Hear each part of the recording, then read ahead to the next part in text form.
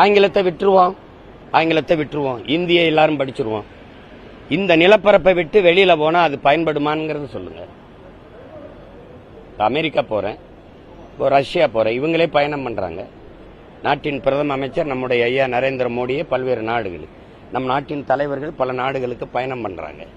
அந்த நாடுகளில் போய் எந்த மொழியில நீங்க தொடர்பு கொள்வீங்க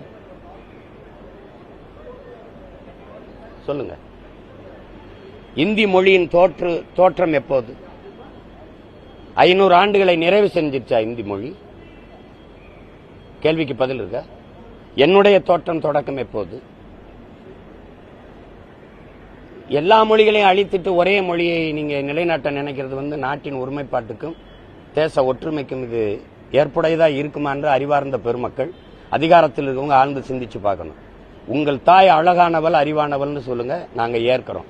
என் தாய் இழிவானவள், அவ அறிவற்றவள்னு சொல்றதுக்கு உலகத்துல எந்த கொம்பனுக்கும் அருகதையோ தகுதியோ கிடையாது. சும்மா தேவையற்று குழப்பிக்கிட்டு கூடாது.